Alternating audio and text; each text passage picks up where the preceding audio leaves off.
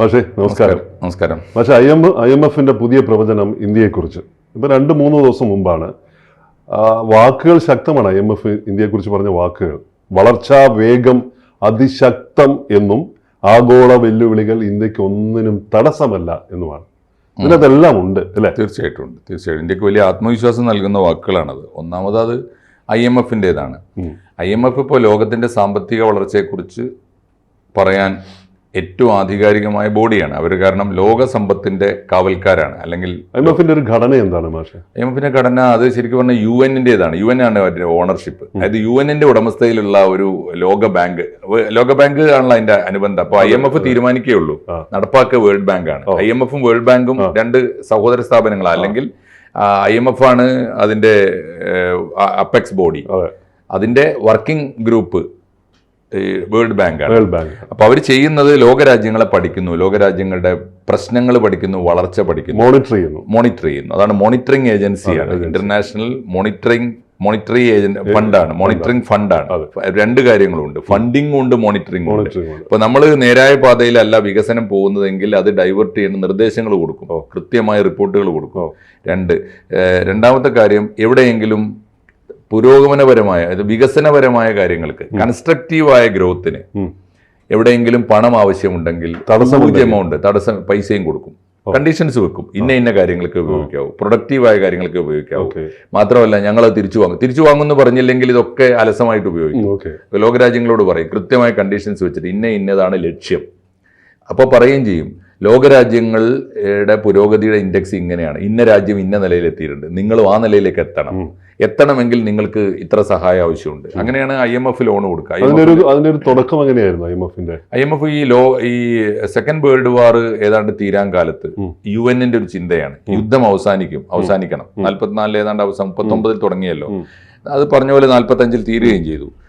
അപ്പോ യുദ്ധം അവസാനിച്ചാൽ സംഭവിക്കേണ്ട കാര്യം എന്താണെന്ന് വെച്ചാൽ, ഈ യുദ്ധം അവസാനിക്കുമ്പോൾ പിന്നെ ജീവിതമാണ് ആവശ്യമുള്ളത്.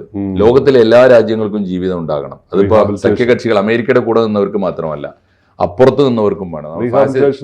ഫാസിസ്റ്റ് രാജ്യങ്ങൾ എന്ന് പറഞ്ഞിരുന്ന ഈ ഇറ്റലി, ജർമ്മനി, ജപ്പാൻ 3 രാജ്യങ്ങളെ അപ്പുറത്തുള്ളൂ. അവർക്കും വേണം രക്ഷ, അവർക്കും ജീവിതത്തിന് പദ്ധതി വേണം. അത് മോണിറ്റർ ചെയ്യാൻ UN ഏജൻസി വേണം. അങ്ങനെ ഉണ്ടാക്കിയതാണ് ഇന്റർനാഷണൽ മോണിറ്ററി ഫണ്ട്. ഇന്ന് അതിൽ 191 രാജ്യങ്ങളുണ്ട്. എന്ന് വെച്ചാൽ ലോകത്തിലെ ഏതാണ്ട് ഐക്യരാഷ്ട്രസഭയിൽ UN-ൽ അംഗീകാരമുള്ള എല്ലാ രാജ്യങ്ങളിലും അതുണ്ട്. അവരുടെ സേവനം സൗജന്യമാണ്. സേവനം എന്ന് വെച്ച് കഴിഞ്ഞാൽ അവർ മോണിറ്റർ ചെയ്തുകൊണ്ടേയിരിക്കും. നമ്മൾ പറയണ്ട, ഇന്ത്യയെ അവർ എല്ലാ രാജ്യങ്ങളെയും മോണിറ്റർ ചെയ്തുകൊണ്ടിരിക്കുമ്പോൾ ഏത് രാജ്യത്തിനാണ് ഒരു സപ്പോർട്ട് ആവശ്യമുള്ളത് അതിന് സപ്പോർട്ട് കൊടുക്കുകയും ചെയ്യും. അതാണ് അതിന്റെ രീതി. ഏഷ്യൻ ഡെവലപ്മെന്റ് ബാങ്ക് ഒക്കെ അതിന്റെ ഏഷ്യയുടെ ഡെവലപ്മെന്റ് വേണ്ടി അത് ഇതിന്റെ സബ്സിഡിയറിയാണ്. എന്ന് വെച്ചാൽ ലോകത്തിന് മൊത്തമായിട്ട് വേൾഡ് ബാങ്ക്, ഏഷ്യയെ മാത്രം അത് ഇങ്ങനെ സെക്ടറൈസ് ചെയ്ത് കൊടുത്തതാണ്. ഏഷ്യക്കുണ്ട്, യൂറോപ്യൻ യൂണിയൻ അതിന്റെ സംവിധാനങ്ങളുണ്ട്, ഈ ആഫ്രോ അമേരിക്കൻ രാജ്യങ്ങൾക്ക് വരേണ്ട. അപ്പോൾ ഈ ഏഷ്യൻ ഡെവലപ്മെന്റ് ബാങ്കിൽ ഇപ്പോൾ 69 രാജ്യങ്ങൾ. ഇതാണ് ശരിക്കും ലോക ബാങ്ക്, വേൾഡ് ബാങ്കാണിത്. IMF ആണ് വേൾഡ് ബാങ്ക്, അല്ലെങ്കിൽ അതിന്റെ ഓണർഷിപ്പ് അവർക്കാണ്. അപ്പോൾ IMF പറയുന്ന കണക്കിന് ഒന്ന് വിശ്വാസ്യതയുണ്ട്. കാരണം എന്താ വെച്ചാൽ അവർ അറിയാതെ പറയല്ല. അവരുടെ മോണിറ്ററിങ്ങിൽ ലോകത്തിലെ 191 രാജ്യങ്ങളുടെ ദൈനംദിന വളർച്ചയുണ്ട്. അത് നോക്കിക്കൊണ്ടാണ് അവർ പറയുന്നത്. നേരത്തെയും പറഞ്ഞിരുന്നു, അവർ ഇതിനു മുമ്പ് പുറത്തുവിട്ട റിപ്പോർട്ടിൽ പറഞ്ഞിരുന്നു ഇന്ത്യ വളർച്ചയുടെ പാതയിലാണ്, 6.6% വളർച്ച എന്ന് അന്ന് പറഞ്ഞിരുന്നു. ഇനി ഇത് വളരുകയാണ്, നിങ്ങൾ നോക്കിക്കോളൂ എന്ന് പറയുന്നുണ്ടായിരുന്നു. കഴിഞ്ഞ ദിവസം പുറത്തുവിട്ട റിപ്പോർട്ടിൽ പറഞ്ഞില്ലേ, കണ്ടില്ലേ 7.1 എത്തി നിൽക്കുന്നു എന്ന് പറഞ്ഞാൽ ഇന്ത്യ വളർച്ചയുടെ പാതയിലാണ് എന്ന് കൃത്യമായിട്ട് പറയുന്നുണ്ട്. പിന്നെ അവരുടെ ഒരു കണക്ക്, ഇപ്പോൾ ഇവർ വാഷിങ്ടണിൽ ഇരുന്നുകൊണ്ട് ഹെഡ്ക്വാർട്ടേഴ്സിൽ നടത്തുന്ന കണക്കല്ല. ഇവർക്ക് എല്ലാ രാജ്യങ്ങളിലും ഇവരുടെ ഏജൻസി ഉണ്ട്, പഠനത്തിന് സംവിധാനങ്ങളുണ്ട്, മോണിറ്റർ ചെയ്യാനുള്ള സംവിധാനങ്ങളുണ്ട്, ഈ ഫണ്ടിങ്ങിന് സംവിധാനം എല്ലാം കൃത്യമാണ്. അപ്പോൾ അവർ പറഞ്ഞ കണക്കനുസരിച്ച് ഇത് എന്തുകൊണ്ട് വളരുന്നു എന്നതിൻ്റെ കാരണങ്ങളും കൂടി അവർ പറഞ്ഞിട്ടുണ്ട്. അതാണ് ഏറ്റവും പ്രധാനപ്പെട്ട കാര്യം.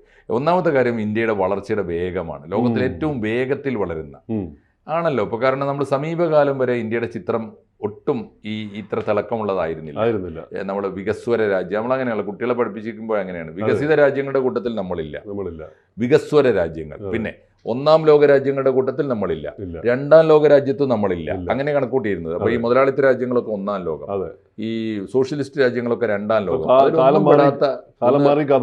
അതാണ് കാലം മാറി. അപ്പോൾ ഈ ഇതിലൊന്നും പെടാത്ത 3ാം ലോകം, ഇവരുടെ ഒന്നും കണക്കിൽപ്പെട്ടിട്ടില്ലാത്ത, ഇവരുടെ ഒന്നും മോണിറ്ററിൽ അന്ന് വരെ വന്നിട്ടില്ലാത്ത കണക്ക് ബുക്കിൽ വന്നിട്ടില്ലാത്ത പേരുകൾ പറയില്ലേ, ഇങ്ങനെ ഈ പുറമ്പോക്കിൽ നിൽക്കുന്നവര്, അമ്മാത്തൊന്ന് പുറപ്പെടുകയും ചെയ്ത് ഇല്ലത്തോട്ട് എത്തിയില്ല. ആ രാജ്യങ്ങളാണ് ഈ മൂന്നാല്. ഇപ്പൊ അത് മാറി. ഇപ്പൊ വന്നതിന്റെ ഒരു ചിത്രം എന്താന്ന് വെച്ചാൽ, ഇപ്പൊ ഇന്ത്യ ഒന്നാമത് പരിഗണിക്കപ്പെടുന്നു എല്ലായിടത്തും. അതിവേഗം, അതാണ് ഫാസ്റ്റ് ആണ് ഇന്ത്യയുടെ വളർച്ച. വളരെ ഏറ്റവും പ്രധാനമായിട്ടുള്ള കാര്യങ്ങളായിട്ട് അതാണ് ഇന്ത്യ നോക്കി നിൽക്കെ വളർന്നു. 4 പ്രധാനപ്പെട്ട മറ്റു കാര്യങ്ങൾ കൂടി ചൂണ്ടിക്കാണിക്കുന്നുണ്ട്. 4 പ്രധാനപ്പെട്ട മറ്റു കാര്യങ്ങൾ കൂടി പറയുന്നുണ്ട്. അതിലൊന്ന് എന്തുകൊണ്ടാണ് ഈ വളർച്ചയുടെ കാരണം എന്താണ്? ഒന്നാമത്തെ കാരണം നമ്മുടെ ജനതയുടെ ഒരു പവറാണ്. നമ്മുടെ വളർച്ച എന്ന് പറയുന്നത് മുകളിൽ ഗവൺമെന്റിന്റെ കയ്യിൽ കുറെ കാശുണ്ട്, അതിങ്ങനെ ആവശ്യമുള്ളവർക്ക് കൊടുക്കുകയല്ല. താഴെ നിന്നാണ് നമ്മുടെ വളർച്ചയുടെ സ്ഥിതി. അതാണ് ഗ്രാസ് റൂട്ടിൽ നിന്നാണ് വളർച്ച. അപ്പോൾ ജനങ്ങൾ വളരുന്നു, ജനങ്ങൾ ഉൽപ്പാദിപ്പിക്കുന്നു.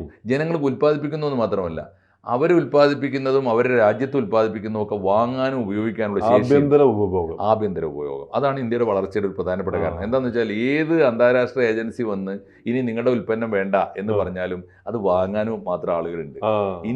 ഇന്ത്യ വാങ്ങാൻ തീരുമാനിച്ചാൽ ഇന്ത്യയുടെ ഉൽപ്പന്നങ്ങൾ ഇന്ത്യക്ക് തന്നെ വാങ്ങാവുന്നേ ഉള്ളൂ. ശക്തമാണ്. അപ്പൊ എന്താന്ന് വെച്ചാൽ, പണ്ട് പറയില്ലേ, നമ്മൾ നൂറ്റ നൂല് നമുക്ക് തന്നെ വാങ്ങി ഉടുക്കാനുള്ളതേ ഉള്ളൂ എന്ന അവസ്ഥയുണ്ട്. അതാണ് ഒന്നാമത്തെ കാര്യം. രണ്ടാമത്തെ കാര്യം എന്താണെന്ന് വെച്ചാൽ, ഈ വികസനത്തിന് വേണ്ടത് ഇൻഫ്രാസ്ട്രക്ചറാണ്, അടിസ്ഥാന സൗകര്യങ്ങളാണ്. അടിസ്ഥാന സൗകര്യങ്ങൾ ഉണ്ടാക്കി കൊടുക്കേണ്ടത് സർക്കാരാണ്. ആ കാര്യത്തിൽ സർക്കാർ വലിയ മാതൃകയാണ്. ഒന്ന് ആലോചിച്ച് നോക്കും, ഭയങ്കര ഇൻഫ്രാസ്ട്രക്ചർ, അതിൽ പബ്ലിക് ഇൻവെസ്റ്റ്മെന്റ്, അത് ജനങ്ങളെ ബുദ്ധിമുട്ടിക്കുന്നില്ല, പൊതുമേഖല കൊണ്ടുവന്ന് നിക്ഷേപിക്കുകയാണ്. ഇപ്പോൾ റോബിൻജി കാണുന്നില്ല, നമ്മൾ കേരളത്തിൽ ഇങ്ങനെ ഉടനീളം യാത്ര ചെയ്യുമ്പോൾ, ഞാൻ തെക്ക് വടക്ക് സ്ഥിരമായി യാത്ര ചെയ്യുന്നതുകൊണ്ട് ഞാൻ പറയാം, ഇന്ന് വരെ സ്വാതന്ത്ര്യത്തിന് ശേഷം ഒരു ഒരു ഒരു ഒരു തുള്ളി പെയിന്റ് പോലും അടിച്ചിട്ടില്ലാത്ത റെയിൽവേ സ്റ്റേഷനുകളൊക്കെ ഇപ്പൊ മാറ്റിപ്പണിയാണ്. എല്ലാം തന്നെ മാറ്റി ആധുനിക രീതിയിൽ മനോഹരമായി. ഞാൻ കോഴിക്കോട്ട് നിന്നും ഞാൻ പിന്നെ എടപ്പാളിൽ എത്തിയത് 1 മണിക്കൂർ കൊണ്ടാ. ശരിയാ, 1 മണിക്കൂർ കൊണ്ട് പുതിയ ഹൈവേയിലൂടെ. ഞാൻ ഇവിടുന്ന് അങ്ങോട്ട് പോകുമ്പോൾ രാമനാട്ടുകരയിൽ നിന്നും എനിക്ക് വയനാട്ടിലേക്ക് പോകണം.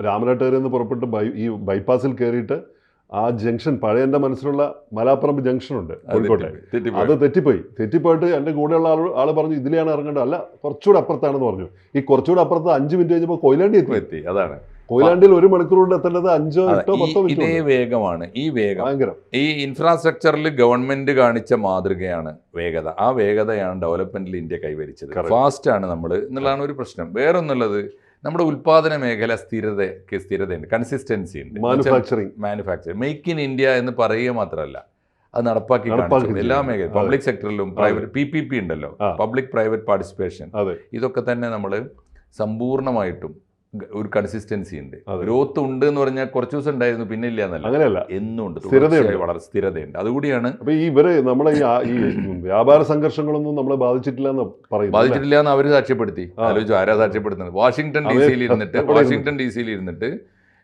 UN എന്നൊക്കെ പറഞ്ഞാൽ ഒരു കാലത്ത് അമേരിക്കയുടെ പോക്കറ്റിലിരുന്ന് അമേരിക്ക നയിച്ചിരുന്ന സാധനം. UN സെക്യൂരിറ്റി കൗൺസിലിലെ P5 എന്ന് പറയുന്നത്, പെർമനന്റ് 5-ൽ ഒന്ന് അമേരിക്കയുടെ മൂക്കിന് ചോട്ടിൽ ഇരുന്നിട്ട് അവരുടെ ആസ്ഥാനത്ത് ഇരുന്നുകൊണ്ടാണ് പറയുന്നത്, അങ്ങോട്ട് നോക്കൂ, ഇന്ത്യയിലേക്ക് നോക്കൂ, അവരുടെ വളർച്ച നോക്കൂ, അവരെന്ത് വേഗത്തിലാണ് വളരുന്നത്, അവരുടെ GDP.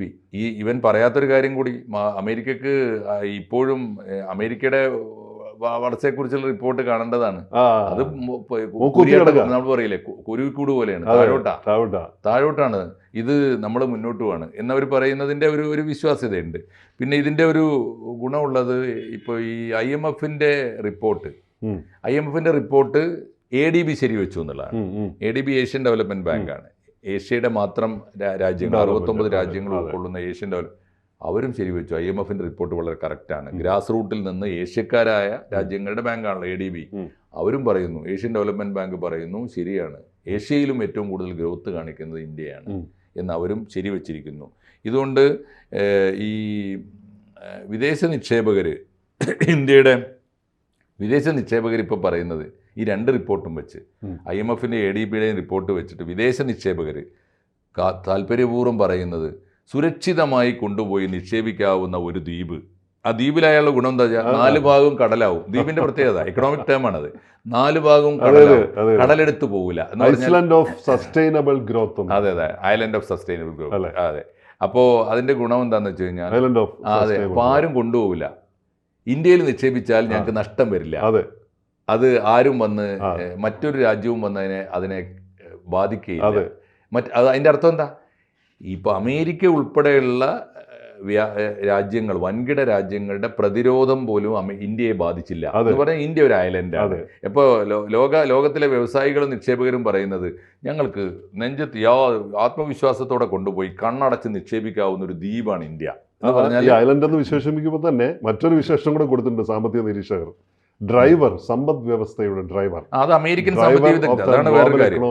അമേരിക്കൻ സാമ്പത്തിക വിദഗ്ധർ യാതൊരു മറയുമില്ലാതെ പരസ്യമായി പ്രഖ്യാപിച്ചതാണ് ഡെവലപ്മെന്റിന്റെ ഡ്രൈവർ ഇന്ത്യയാണ്. യെസ്, കറക്റ്റ് ആണത്. അത് പറഞ്ഞില്ല, നിങ്ങളല്ല എന്ന് ട്രംപിനെ നോക്കി പറഞ്ഞിട്ടില്ല എന്നേ ഉള്ളൂ. അതെ, അത് പറയാതെ പറയാണ്. നോക്കൂ, അങ്ങോട്ട് നോക്കൂ, ഇന്ത്യയാണ് ഡ്രൈവർ. ഇന്ത്യ ഓടിക്കുന്ന വണ്ടിയിൽ ഇപ്പൊ കയറിയാൽ നമുക്കും പറയേണ്ട സാഹചര്യം ഗംഭീരാണ്. നമ്മളെ ചവിട്ടി അരച്ചു കളയാം, നമ്മളെ ലോകത്തിന് മുമ്പിൽ ഒറ്റപ്പെടുത്തി കളയാം എന്ന് അമേരിക്ക വിചാരിക്കുമ്പോഴാണ് അമേരിക്കൻ സാമ്പത്തിക വിദഗ്ധർ പറയുന്നത് ഡെവലപ്മെന്റിന്റെ വണ്ടിയിൽ ഡ്രൈവർ ഇതാ ഇന്ത്യയാണ്, അത് നോക്കി പഠിച്ചോ, ആ വണ്ടി കയറിക്കോ. എല്ലാവരോടും ആ വണ്ടി കയറാൻ പറയാം. തീർച്ചയായിട്ടും അല്ല, വാക്കുകൾ എല്ലാവരും ഈ വണ്ടി കയറിക്കോളൂ എന്ന് തന്നെയാണ് പറയുന്നത്. അത് ഇന്ത്യക്കുള്ളൊരു ആത്മവിശ്വാസമാണ്. രണ്ട്, ഇന്ത്യയുടെ ഭാവി സൂചിപ്പിക്കുന്ന ഏറ്റവും പ്രധാനപ്പെട്ട ഒരു പ്രഖ്യാപനമാണ്, സാക്ഷ്യപത്രമാണ്. തീർച്ചയായിട്ടും ആ ആത്മവിശ്വാസം ചെറുതല്ല. വളർച്ചയുടെ വലിയ വിശ്വാസത്തിന്റെ ഒരു മുദ്ര ഇന്ത്യ വിജയത്തിലേക്ക് തന്നെയാണ് എന്നാണ് നമ്മൾ. ഇന്ത്യ വിജയിക്കട്ടെ എന്ന് പ്രാർത്ഥിക്കുള്ളൂ നമ്മുടെ മുദ്രാവാക്യങ്ങൾ. ഇന്ത്യ വിജയത്തിലേക്ക് തന്നെയാണെന്ന് ഉറപ്പുവരുത്തുന്ന ഒരു ഘട്ടം. ഇനി പ്രാർത്ഥനയല്ല, പ്രാർത്ഥന ഫലിച്ചിരിക്കും. ഇനി നമുക്ക് ആത്മാർത്ഥതയോടെ, ആത്മവിശ്വാസത്തോടെ പറയാം, ജയ് ഹിന്ദ്. ജയ് ഹിന്ദ്. കൂടുതൽ വാർത്തകളും വിശേഷങ്ങളും നിങ്ങളിലേക്ക് എത്താൻ ABC മലയാളം സബ്സ്ക്രൈബ് ചെയ്യുക, ബെൽ ബട്ടണും അമർത്തുക.